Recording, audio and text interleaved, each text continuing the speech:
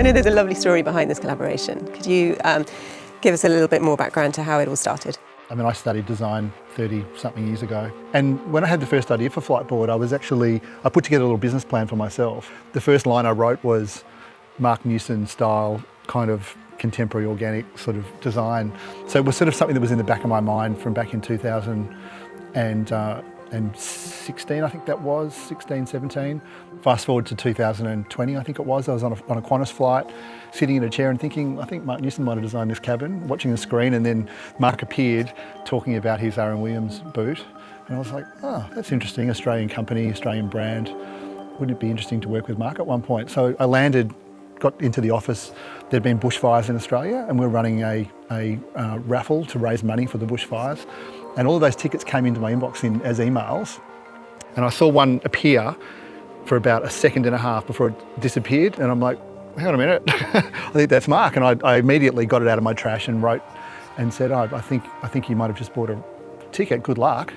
And Marc wrote straight back within a couple of minutes and said, I've got one of these things in my shopping cart. And that's kind of where the conversation started.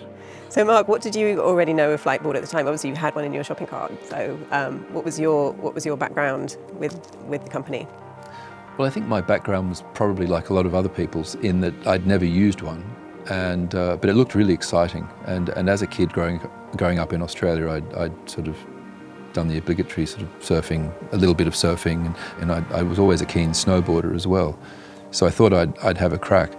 But yeah, there were a few different angles by which I was sort of directed towards Flightboard, not least the fact that it was an Australian company. And I don't work with many Australian companies, but it's always nice to do that and to keep a sort of a foot in the door, so to speak.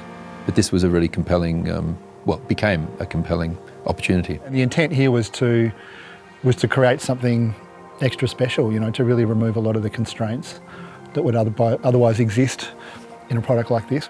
So that was really the thought as well. If we just got rid of those constraints and worked together and to create something, and pushed it to the limit, what could we create? So how did you define, the ambitions, if you like, for this project? What did you decide that you wanted to set out to achieve? Well, I think from my perspective, again, it's a very personal project for me. It came from my love of the original Flightboard, came from my love of water sports and the ocean, and you're completely absorbed in what you're doing.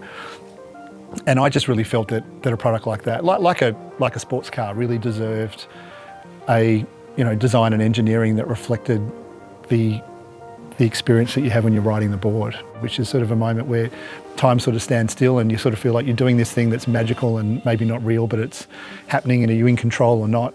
And trying to capture that with the design and the technology behind it. So it was really about taking those ideas and, from my perspective, and seeing how far we could take them to create that sort of response.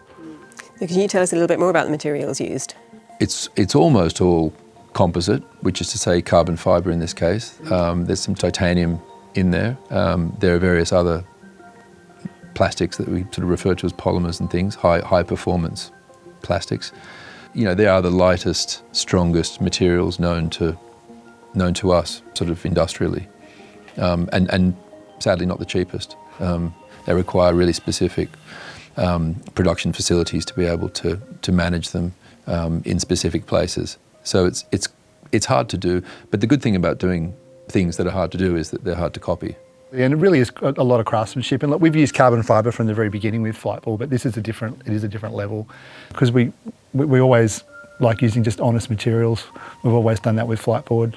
But there's been a lot of care taken just to make sure, even when you put the foil onto the board, the weave of the carbon fibre lines up exactly and is running at exactly the right angle. So there's an incredible amount of attention to detail that's gone into the production of every board that's made using this design.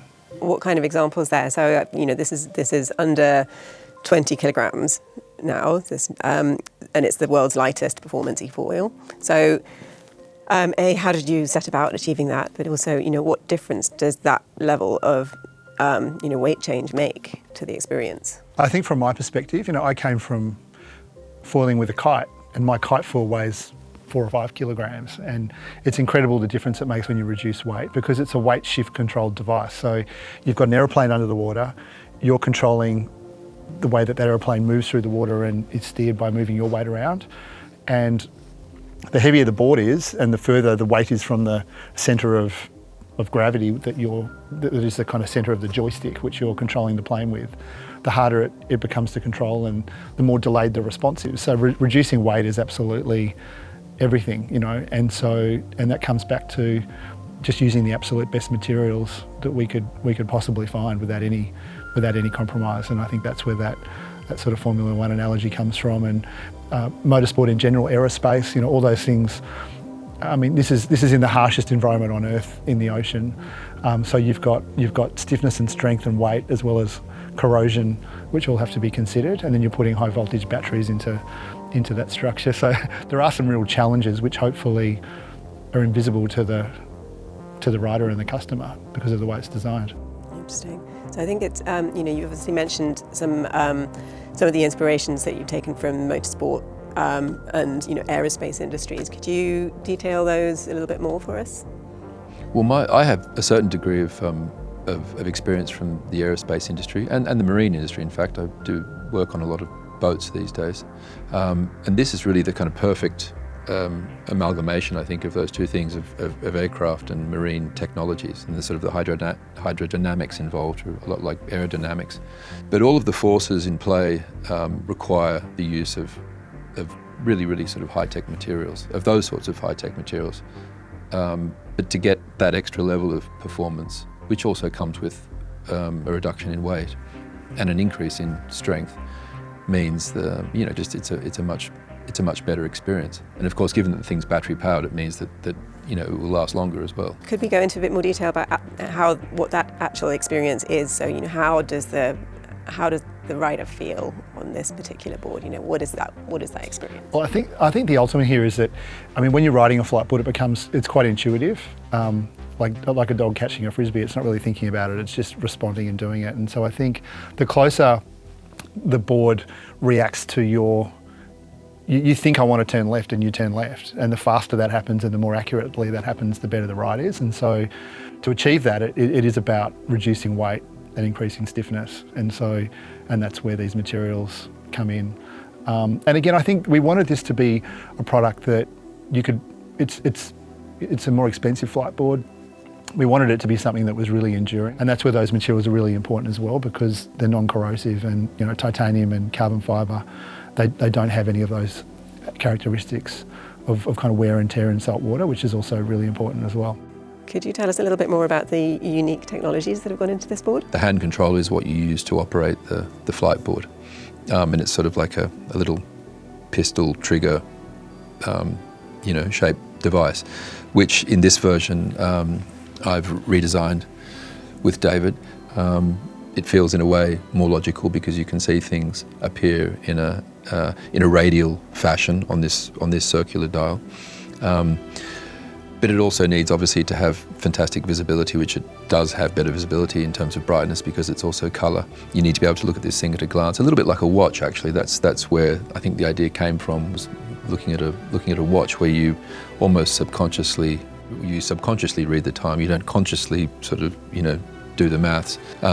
So it has to really work like that in a seamless way, because you're constantly sort of adjusting those parameters with your hand. A really intuitive control, yeah. In a word, yes, it has to be intuitive, as intuitive as possible. I think the other part that's really different to what anything else that exists like this is the way that the foil itself that attaches to the board, which is what you're riding. So it's not just made out of pre-preg carbon fibre, you know, cooked in an autoclave. It's all one piece with continuous fibre going from the connection to the board all the way through to the motor housing, and the motor slides into that. So there's this monocoque, monoblock, and that means that that's as light and as strong as it could possibly be, which is really important to the ride and also the durability. So in a way, I mean, this particular board also is almost like a piece of art, and it's a limited edition piece. Why did you take that decision?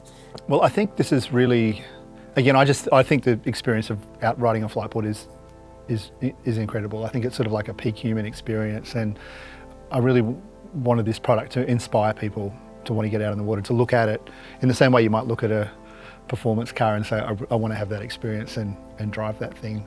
So that's really been part of the objectives, to make something that really inspires people to want to use it, and just to make it as special as possible, and to mark a moment in time, and honour the process that we've gone through, and not make it something that's disposable. And I think all that points to making it limited edition and building a certain number of them. And it is being built in a very handmade way compared to other things that we've made. So we have to put some limits around that. And I think that again makes the product more special, and hopefully people enjoy using it that little bit more.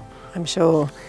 And it certainly sounds that way with this particular collaboration. It started with a magical coming together of minds, and now the horizon's the limit. Could you tell us about the environmental impact of the board and how it's designed to be a sustainable piece of design?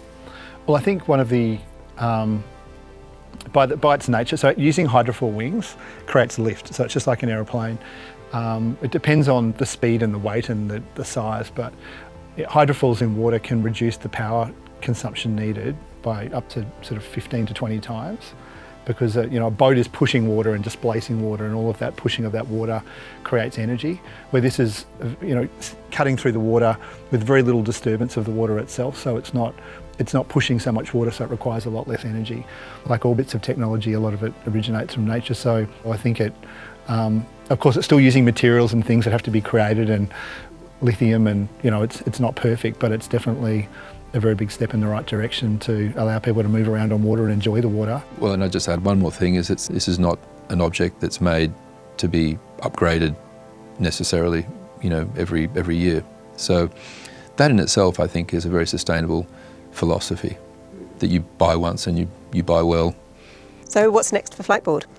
There's an unlimited number of things that you could create to create different variants of the same experience. So we want to make this more accessible to more people. We want to create more special experiences. We want to make things that go faster, make things that you can ride waves with, make things that you can sit on, make things that can take two people. I mean, the sky's the limit.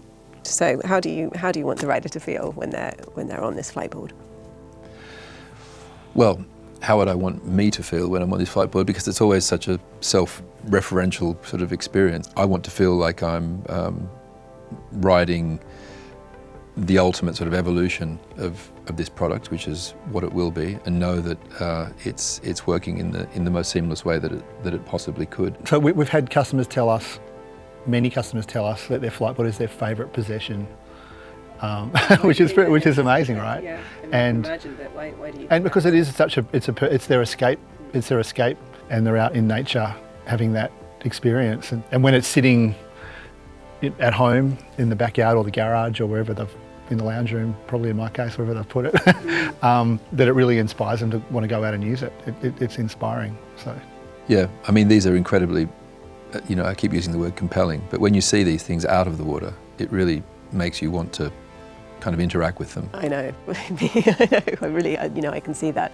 And what an amazing feeling it must be to also be able to give that experience to so many other people, to actually, enable them to feel so present and so alive out on the water. That must be quite a thing to achieve.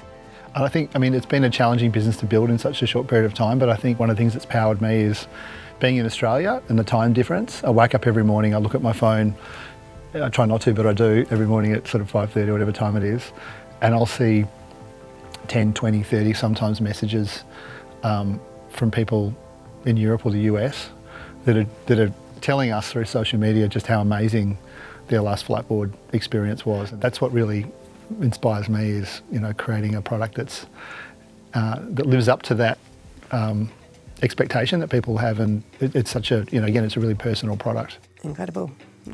Thank you so much for telling us all about it today, and yes, looking forward to seeing where we go from here. Thanks very much. Great, thank you. Pure design, pure performance.